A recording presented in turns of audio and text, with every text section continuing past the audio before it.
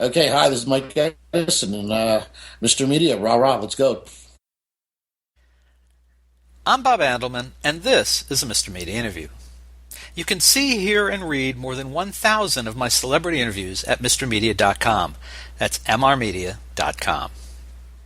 On today's show, I'll welcome Mike Edison, former editor of High Times, writer of Penthouse magazine letters that began, "I never thought it would happen to me," and a lifelong wrestling fan. He's just published his third memoir, You Are a Complete Disappointment, which is not a love letter to his late father. This is Mike's third appearance on Mr. Media. Stick around.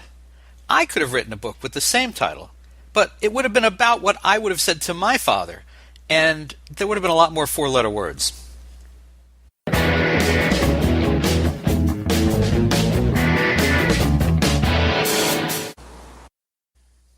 In his past appearances on Mr. Media, I pretty much swooned over the arc of Mike Edison's career as a writer and editor.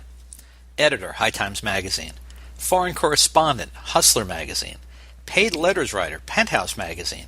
Contributor, the Huffington Post, Daily Beast, New York Observer, Spin, Interview, and the New York Press.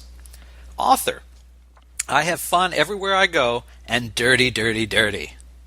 Screw the guy in the Dos Equis commercials. For my money, Mike Edison is the most interesting man in the world. In his third, and I suspect not last memoir, You Are a Complete Disappointment, a triumphant memoir of failed expectations, we learn how much childhood and adult grief Edison has overcome in his life at the hands of a disinterested mother and a criminally, emotionally abusive father.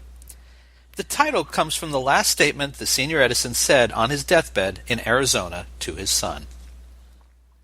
The good news is that the man is no longer walking the earth. The bad news, as Edison writes on page 117, is that he is still only a phone call away.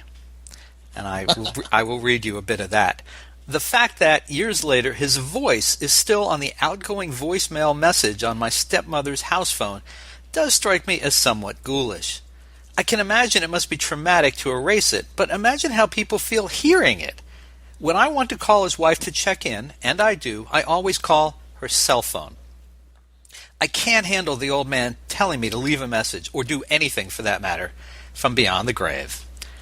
Mike Edison, welcome back to Mr. Media. Thanks, Bob. I'm glad to be here. I don't know, wow. I mean, I know I can be a little bit abrasive, caustic towards my old man, but I don't know if I'd go as far as to say I'm glad he's not here. No, I said it. You never said it. I know. I don't know whether I would have said that or not. But when my dad died, I mean, he was pretty abusive and he was a bully to me. But when he died, I cried a lot. Of course I did. Like any son would when their dad died. And in my case, I had an odd sort of closure. Because he told me his last words were, "You are a complete disappointment." And he was just getting started. I mean, that was just the beginning of this, this salvo. It was terrible. It was in this hospital room in Arizona, and he was plugged in with all these tubes shooting out of his arms and things buzzing and beeping and nurses running around. And, he says, "Come on over. Something I want to tell you. You've been a complete disappointment." At that point, what are you going to do? You got to take it on the chin, right? Not to set the bar too low of what it means to be a mensch, but I'm not going to fight back against a guy dying in a hospital bed.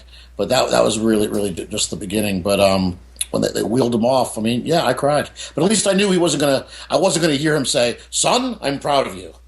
I mean, that ship had sailed. I'd kind of waited a long time to hear that. And, I mean, that's closure. I mean, it's not exactly what I would have hoped for or what I wish on anybody else, but there you have it. Well, and he kind of gave me this great gift because now I have the story I can tell. Well, I was going to say, if past this prologue, clearly you were not going to get, you know what, I've been wrong my whole life and I want to take it all back. The thing about, and we learn that as the book goes on, clearly, I mean, can you point to a moment or two moments with your dad where he was the dad that, most kids want to have or have experienced? I can't, and it's kind of fucked up because I really looked, to a moment of playing catch. We didn't do that. In fact, when I wanted to play Little League baseball when I was a kid, my dad said, "No, you're not good at it." I mean, I don't think he wanted to drive me to the practices, and also for him, who's kind of a snob, like I said in the book, anything that involves a T-shirt with the name of a pizzeria on the back, is probably beneath his station. No, not really. I started playing, music. I've been a moderately, successful musician, and toured the world and stuff, playing in my bands. When I started out playing the drums when I was just a kid, no, you're no good. You can't do it. When I was in the school band, he told me it was horrible. I don't really remember. I wish I could say, oh, it was great when we used to play catch in the backyard. He used to encourage me. And I think there was a moment when he did encourage me, I guess, when I was about third grade, but it ended really quickly. Like my mom said, I was 8 or 9 when he gave up on me entirely, when he realized I wasn't going to be, this preppy picture of perfection, that I was getting to get some of my own ideas. And that's kind of when he gave up on me. And I have 2 younger brothers, and I think he, thought he'd have a better chance with them. As it is, they turned out to be a stockbroker or an investment banker. He'd kill me if I said stockbroker, an investment banker, and a lawyer. So I guess maybe he was right. It's amazing in the book to realize that at 9 years old, your father gave up on you. But it clearly it is. And I think what part of what killed me in reading the book is, and you just mentioned, did he ever go out and play ball with me or anything? When my dad came out of the house to play ball, he played ball with 2 kids from down the street. Never played ball with me. I felt your pain in this book so much. I hated my dad. You know what you said, that when he said that to you at his deathbed. When my dad died, I shocked my brother and sister and other people who came. It was a very small funeral. He did not leave a lot of friends. I said exactly what I thought. I had to get it out of my system. I'm impressed that you didn't. You're a better man than I.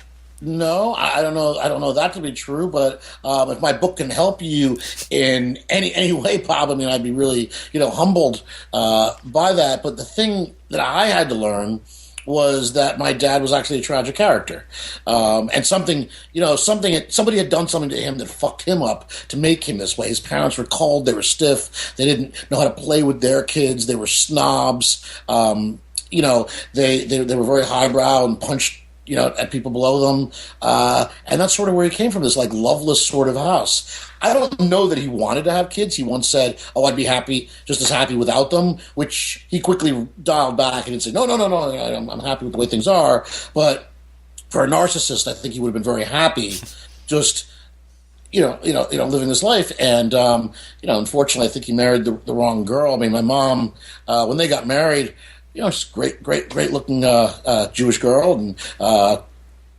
came from a much different background than he did.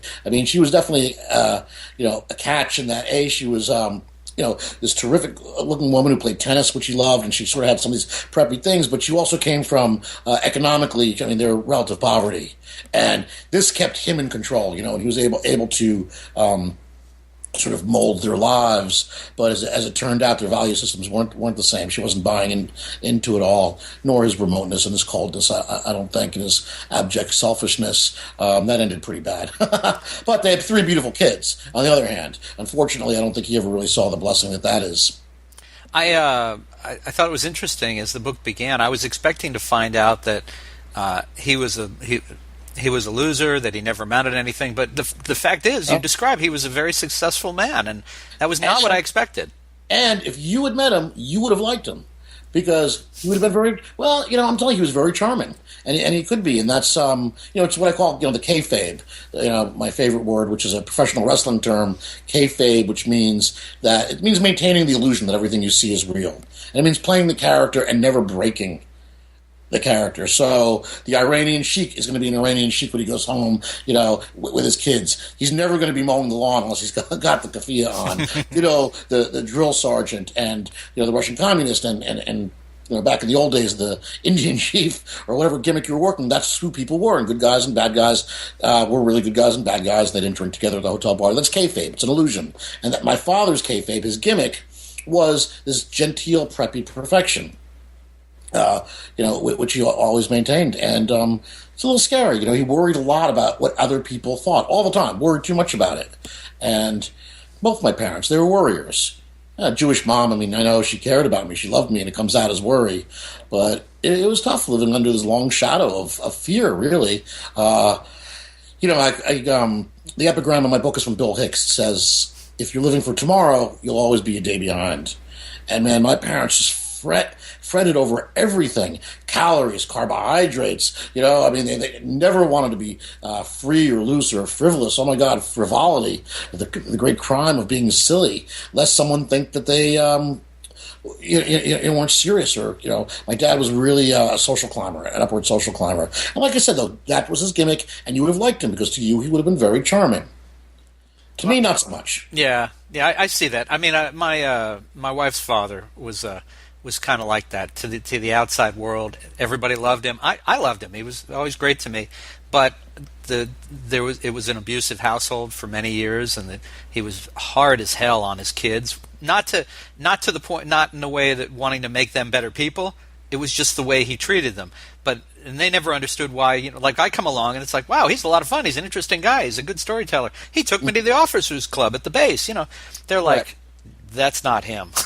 That's not the guy, which I'm guessing is similar to your experience. Exactly. And this is my story. This is not my brother's story, who had a different experience with my dad and his wife, his second wife, who loved him, and they were very much a team together. My mom, before she died, opened up, and she saw what was going on, and she was very hurt and upset by it. But the rest of it, it was the kayfabe. The rest of the world, they saw, the El Sheik and the drill sergeant and the Indian chief and what he wanted them to see.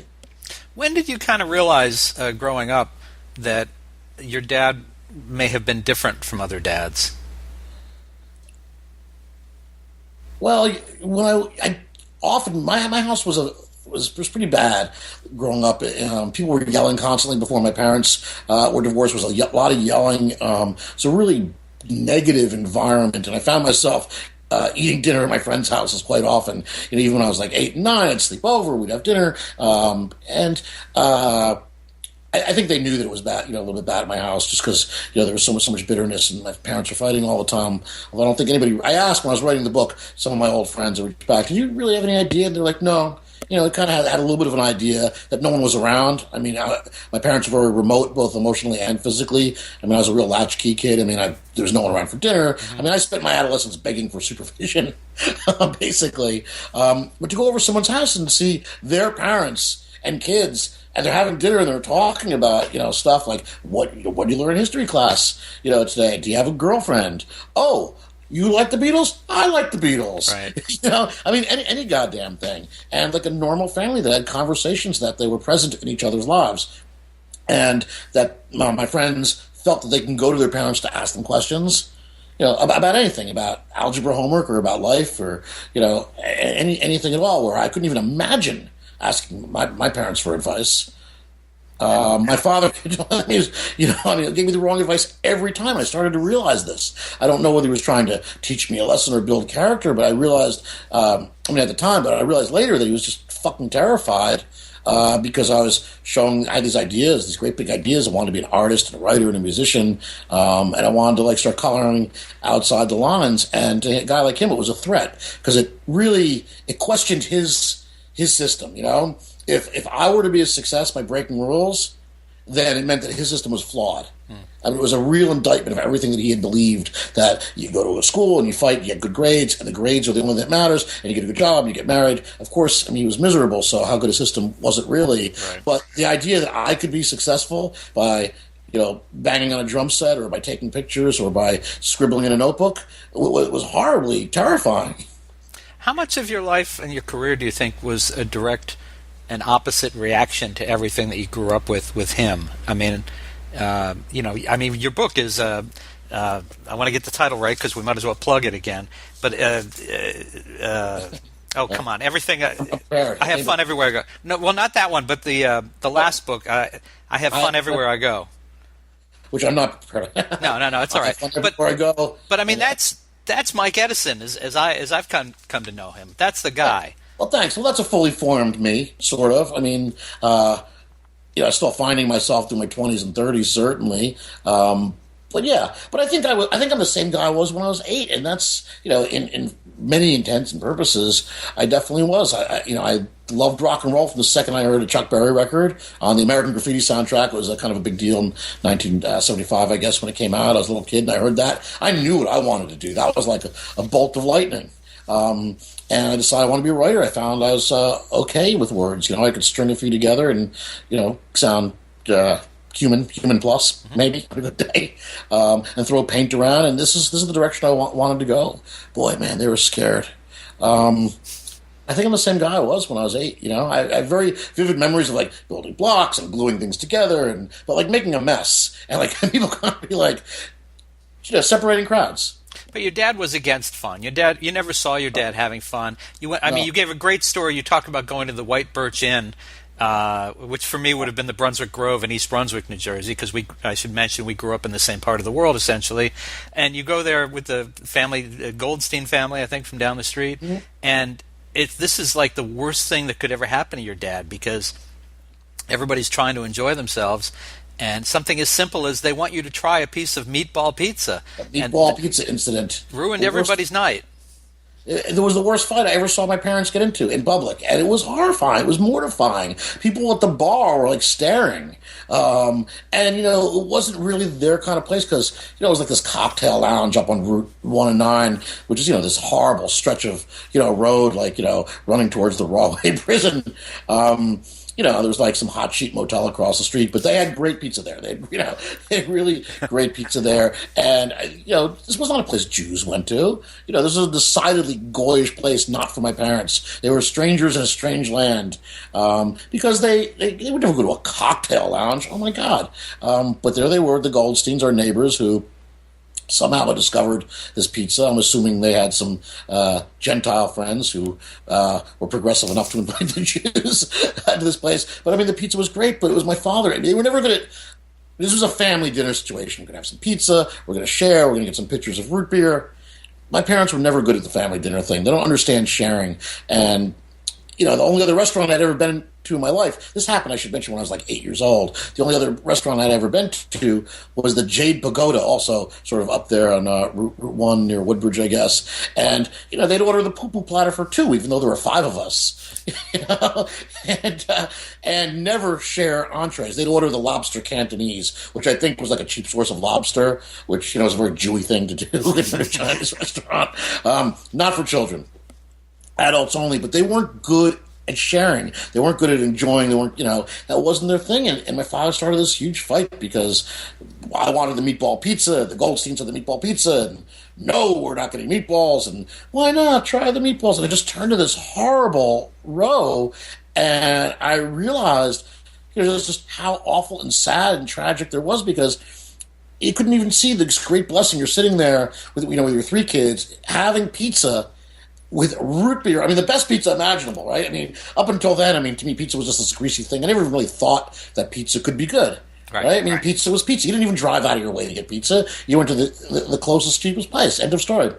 The White Birch Inn was like this palace, where, of this elevated pizza with thin crust that wasn't like, all gooey, and it was like really something else. And we're sitting there, and Elton John's on the jukebox, and it could not possibly have been better. This was heaven, not just for an 8-year-old, but for anybody.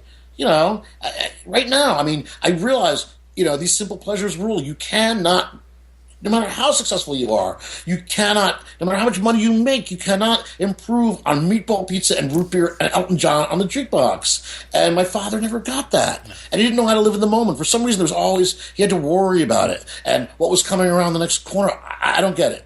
I don't get it. Because... right now, when this is over, now I'm thinking about it. I think I'm going to go get some meatball pizza and drink some root beer and listen to Elton John, because what could possibly be better? And I'm sitting here going, geez, I wish I could go to the Brunswick Grove. Well, I'm sure where you live, there's a place that says New York-style pizza, right, down in Florida. Yeah, but it's ghastly. Yeah, of course. Let me tell you something. The more a place has New York style on it, the more you can be sure it's not. No, of course not. No. There's a place near where my mom lived down in Florida. It was called, the Oasis or something, which is like, like this gated community with a golf course, which, no matter how much you call something something, it's never going to be that thing. And this was not an oasis, trust me. This was just something, kind of a gated community where some Jews could block off the meth labs and the Denny's and the bail bondsmen and the pawn shops and what used to be abortion clinics, I guess, before they got boarded up, sadly. But yeah, there was a place near our house, and it was called New York Style Italian Restaurant. That was the actual name of the restaurant. Right. It wasn't called Gino's New York Style Italian Restaurant. It was just New York Style Italian Restaurant. And she's like, "Oh yeah, it's great." And they'd give you a bucket of veal parmesan. I mean, it was just like the worst thing, imaginable. But that was my mom. She didn't really understand the whole food thing, or it was more than it's more than a fuel.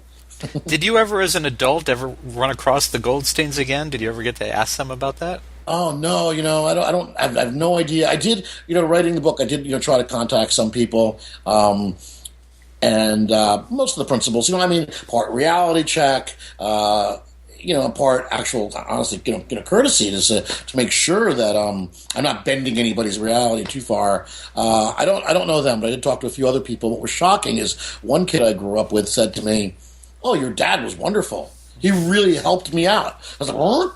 It's like, it's like a Tex Avery character. It's like, it does not compute. It's like, he what? And he goes, "Oh yeah." He gave me a recommendation for college, and I was like, what the fuck? I had no clue. I had no clue at all, because that was not my experience. Did you ever know anybody in junior high or high school? Because you talk a little about those experiences, who you found out that their old man was, or even their mother for that matter, was in the same league as yours? I mean, that's not at the time, but I'll tell you now, in talking to you, that the more people I speak with about this book, and as I was writing it and telling them what I was doing and telling them this horrible thing, my dad had said to me, "You are a complete disappointment," and the way he sort of bullied me, and you'll never make it. You're not as smart as you think you are.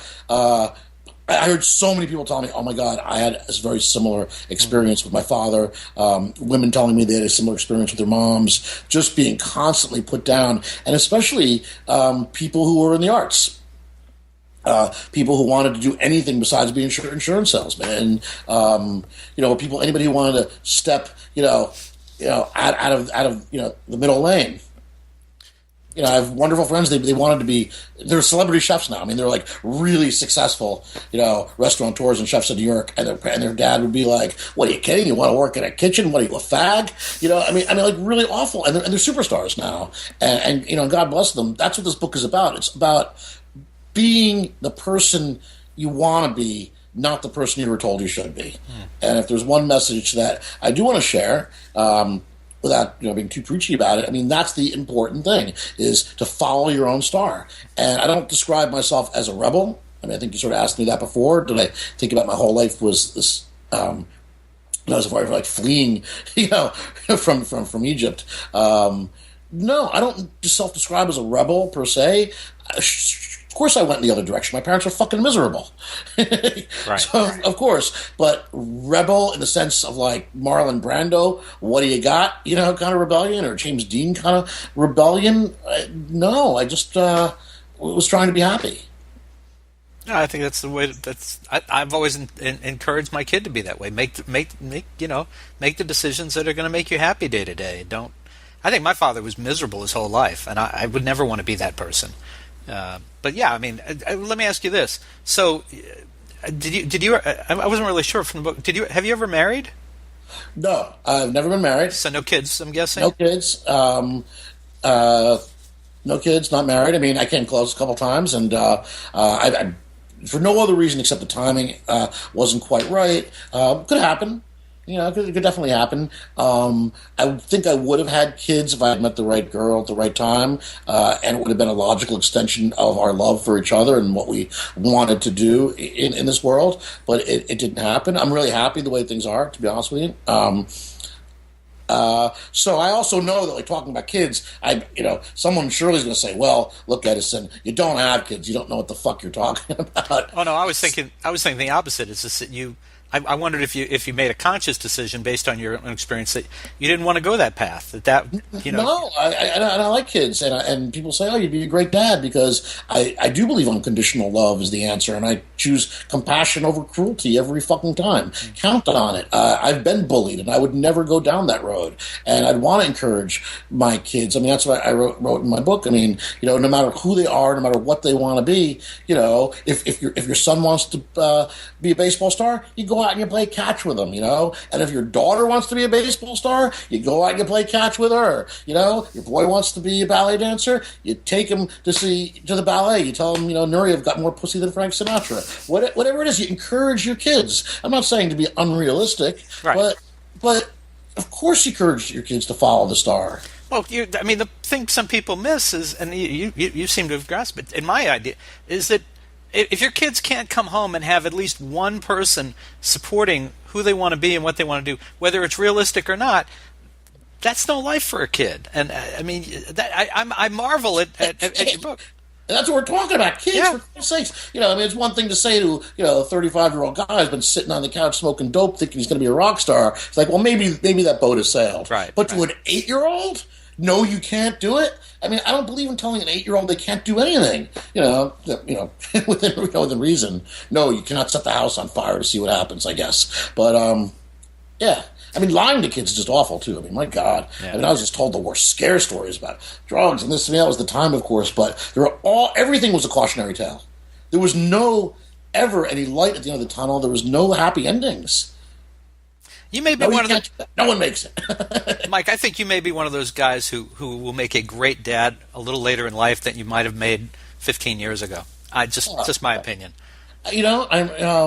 I'm always open to the possibilities, and that's sort of what this book is about as well. It's being open to the world. How important is it that you got this behind you? You got this story out. It's off your chest. I was going to ask you, actually, do you feel like, and I don't know your dad's size, but do you feel like you've got 175 pounds off your back that you've been carrying around for 48, 50 years? Yeah, in some ways, certainly, and as you can imagine, it's cathartic writing a book like this. And I feel like by the time I got to the book, though, I was sort of past it. I mean, the important thing, and what I'd love to share with you, Bob, if you're harboring bad feelings about your old man, is I think it's time to find some forgiveness and some compassion. Not always that easy, but remember that it's not for him. You're not forgiving him for him. You're forgiving him for you, because it frees you and it disconnects you from the anger and it disconnects you from his shitty fucking attitude. And that's what I had to learn. And it's not easy to forgive my dad for a lifetime of being a bully and being a dick. But when I was able to and find some compassion and realize that, he was a troubled guy. I mean, my God, if you're on your deathbed and the last words, to your kid are "fuck you, you suck." I mean, you got some unresolved issues. This is true. But I had to find it in my heart to forgive him. That's really, really important. It took a while. I took a little time on a shrink's couch. I did have to, write a book. But honestly, by the time I was writing the book, I'd been through so much. I felt like now I'm just telling the story. Just for the record, I said my piece to my father while he was alive, and then I let it go. I bring it up now because in reading your book, I was thinking about it, but I don't dwell on him whatsoever, day in, day out. I just hear so many horror stories since I started talking to people about writing this book about you'll never make it, they don't want you, you'll never get a job, this isn't how to do it, you dress funny, you're stupid, you're fat, you this, that, or the other thing. It's just really horrible to tell a kid that. Oh, the stuff that you repeat from your dad was just like, I mean, you could have told this, you could have done this as a novel, and people would have found it more believable. But I believe it. I mean, it just trust me. This is how it fucking happened. This is the way it went down. And all my books, no kayfabe, is what It's a shoot. It's real. In my first book, I have fun everywhere I go. I laughed. I told people I had to leave some stuff out because I don't think they would have believed it.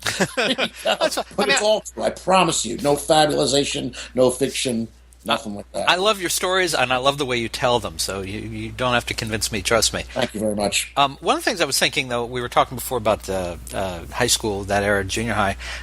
It seemed like even the asshole who beat you up and stole your jacket in high school had a better relationship with his dad than you did with yours. I mean, it sounded like maybe they lifted weights together, they took steroids together, maybe they even sold dope together for all we know, you know? Yeah, they might have went to jail together, too. Well, there you go. Maybe that's where they're reading your book. This actually isn't in the book, but I did try to look him up later, not to make peace or talk to him or any like weird thing like that, because whatever. I mean, I think that horse is left the stall. But I want to see where he ended up, and he got a pretty big rap sheet of domestic violence and assault and DWIs. I mean, he can't have had a happy life either. So I find him a compassionate figure. I mean, that was the worst day of my fucking life, getting beaten up, and the kid, took my cool army jacket that I'd saved up and bought, and beat me up right in front of the school. Oh man, it was awful. I couldn't tell my parents; they didn't give a fuck anyway. They weren't even around. Right. It was hugely, deeply humiliating. I mean, and you feel shame, as a victim of this. But as far as it goes now, I feel like, his father was giving his kid beer and cigarettes when he was 8 and 9, and teaching him that he could punch his way out of any problem he had in life. So, finding compassion is pretty important to this whole story. I think that keeps me much more of a level person now. It's funny, after reading the part about this guy tormenting you and the guy who stole your jacket, I put the book down for a minute and I went online and I looked up the name of this guy who tormented me in junior high school, because I thought, I have to be honest, my first thought was, maybe he's dead. That would be nice. I could live with that. Or maybe he's in jail. I could live with that too. Mm-hmm. This happened up in New Jersey. Do you know what I found? The guy is 2 hours south of me in Florida. I couldn't believe it. I thought, oh my God. And I couldn't find his jail record, but the information about him showed up through a Florida court search. So I don't know exactly. I didn't dig deep enough, but that I got some satisfaction that that's the only record of the guy. Well, kittens become cats, children become men and women. Yeah, it's weird, but this guy, he's still living, not the best of circumstances from what I could suss out. And like I said, it sounds like a Larry David episode. I'd probably bump into him at a party. He'd still try to push me around or something. But I just find it's better to feel compassion for these people. They know not what they do, and I have to figure that about my dad. Well, you have one of those odd job hats now, so if the guy starts giving you a hard time, you just swing the hat at him, right? I flush with love shoe too, so I can stab him. Now, you've got the twin brothers, right? My brothers are twins. Right. So, have they read the manuscript? They've read a little bit about it. I guess my next book would be called "I Wrote a Memoir. Now My Family Wants to Kill Me." Is that where? So it's not so bad. Well, the first book, I ruffled some feathers. Definitely, it's a bit of scorched earth policy. Boy, my mom was not happy with that first book. She didn't read it. My mom was so detached from what I actually do. Even. She only died a couple of years ago, and I'd written a bunch of books, and so a couple of them, fortunately, fairly successful. And she would ask me, "So, can people buy your books in the store?" She had no idea. She didn't know anybody that created content. Right. Anybody that worked in television or movies or books or publishing or art. It was just sort of this thing that other people did, and it doesn't exist. I live in New York City. I'm surrounded by this, which she couldn't quite come to terms with. That's what I did. She was still telling me, "Oh, you should go back to school. You should become a school teacher." I'm like, "Mom, I'm actually doing okay." Yeah, right. I work all the time. Yeah. My brother would say, "Listen, Michael's, it's up and down. I'm a writer. It's definitely up and down. But he's like, look, the guy figured out how to do the things that make him happy. He's out there playing his guitar and singing songs or banging on a piano or writing books, and he's really happy. And, he's got this great place in New York City, and it's happening. So what's the fucking problem?" Right. Because, the old joke, right? It's, first woman president, right? First Jewish woman president. And she's up there on the steps of the Capitol building, and her mom's in the audience, and says to the person next to her, "You see that woman up there? That one with her hand on the Bible? Her brother's a doctor." Yeah, right. That's great. I know that's in the book. That was great. Good enough for you. meatball pizza, Elton John, root beer. What the fuck is wrong with you? How much more do you want?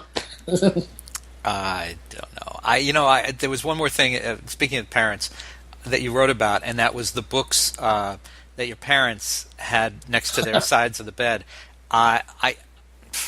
My dad had a copy of How to Win Friends and Influence Enemies. Oh, well, that was my dad's. Never cracked the spine. It just moved from point to point around the house. My mother had the same books, the Jackie Collins and the Harold Robbins. And the fun thing for me, and I love my mom. I've always had a great relationship with her.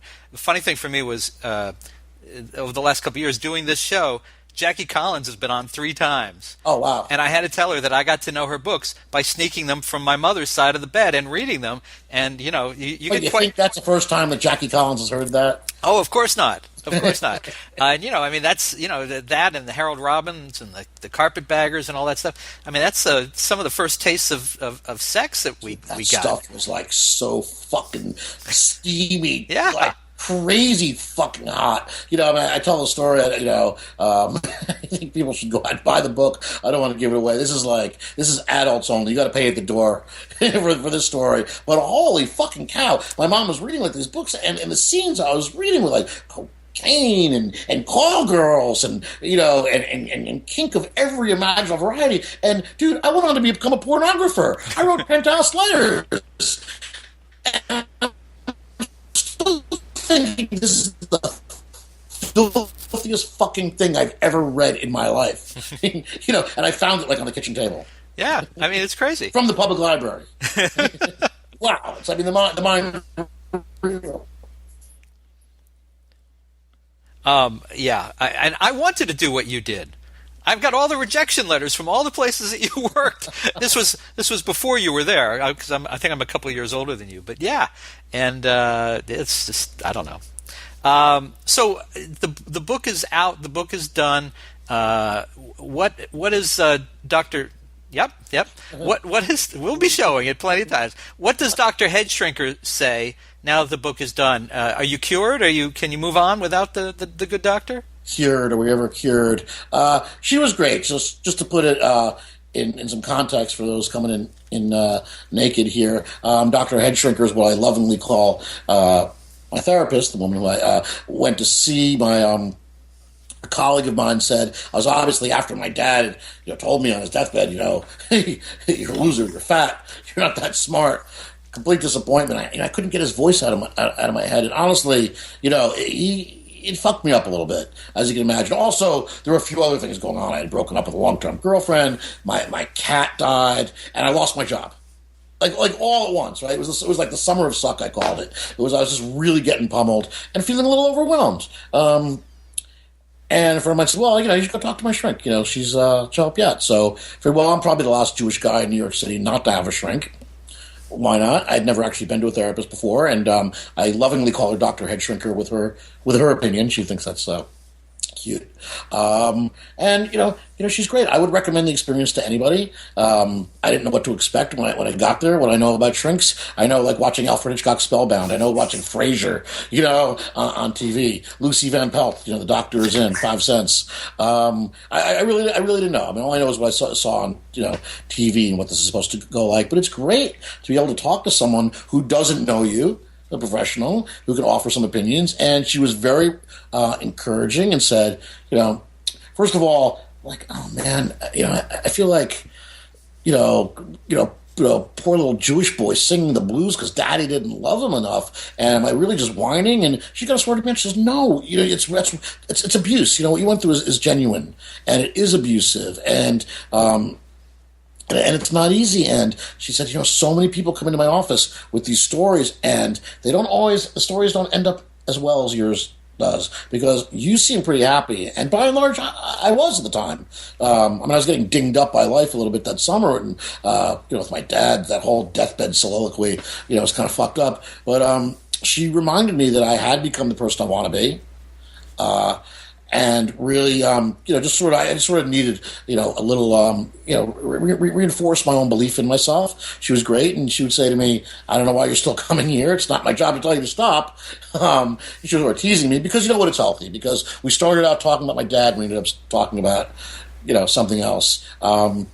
But she definitely helped me find just some clarity, talking it out, just having someone to download some information on and get an opinion from someone who doesn't know you. It's fantastic. I really came out of the whole therapist experience. It was very positive. It wasn't so heavy. It wasn't like lying on a couch and no one was zapping my brain with electrodes or anything. It was all very sort of this casual Greenwich Village Jewy therapist situation. Not like what I imagine Woody Allen's life to be like at all.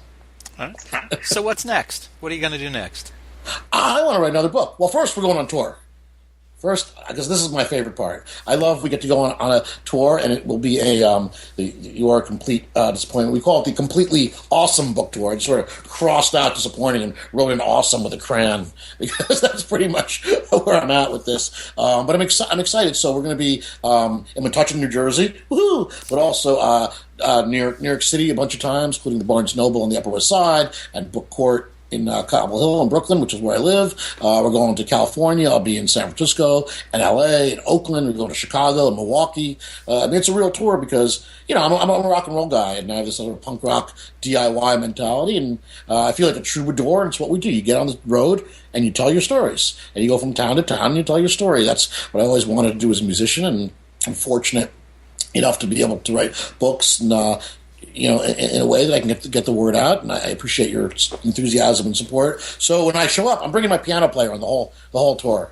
World's greatest piano player, Mickey Finn, and look, I'll be honest with you, Bob. I think most book readings suck. This is how I got into this whole thing with bringing musicians with me, because I just been to readings, and by people I admired too, and they'd be at symposium reading a book, and it kind of took a lot of the mystique of the whole thing out for me. The book was great. The storytelling in person wasn't so good. So I got a bongo player. I don't even really like Jack Kerouac's books that much, but I love the records he made, and I love him reading with Steve Allen on piano, and that's where I got this concept. So I had a bongo player, and I read, and someone said, "Oh, that's really good." And I'm used to being on stage, so I have that. I'm used to be playing in front of people. And then I added a stand-up bass player. The next thing I knew, I kind of had a jazz band behind me. And telling these stories, it just took on this whole new life. Now I'm working with my piano player because it sort of seems to be the best of both worlds and can't really take the band on the road. And we rehearse the fuck out of it. I mean, we really rehearse. People are always surprised to hear how much rehearsal goes into showing up at a bookstore.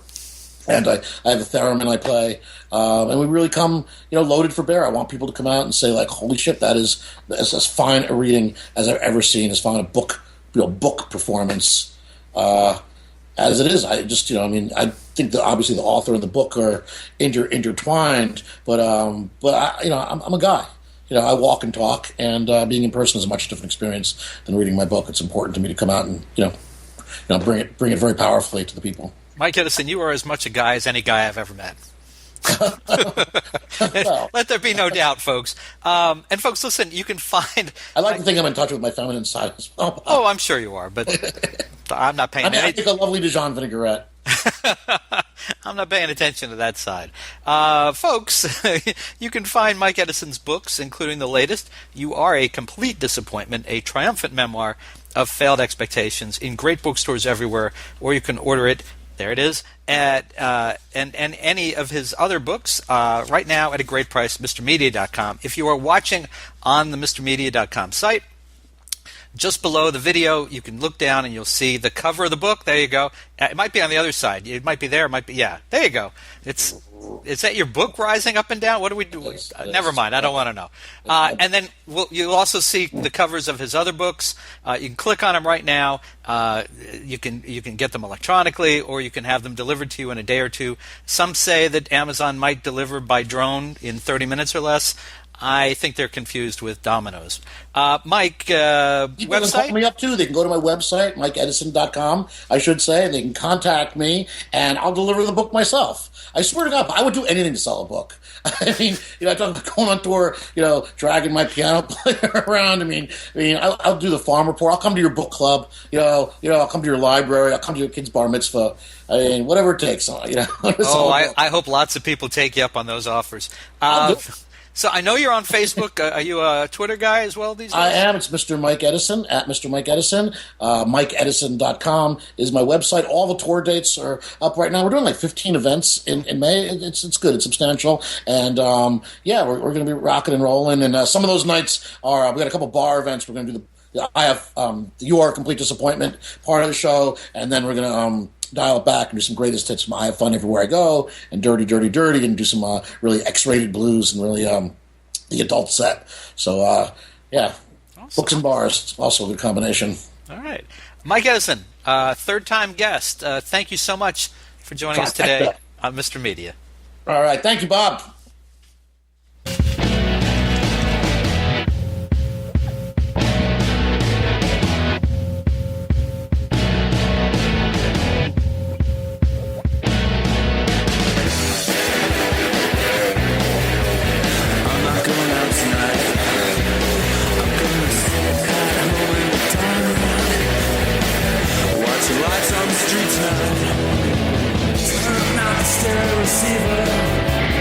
Turn your back on the deceiver.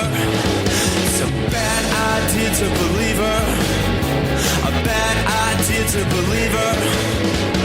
Turn up the stereo receiver. Turn up the stereo receiver. Mr. Media is recorded live before a studio audience full of boys and girls who can look forward to a lifetime of dumbass shit their parents are genetically bound to say to them in the years ahead, in the new media capital of the world, St. Petersburg, Florida.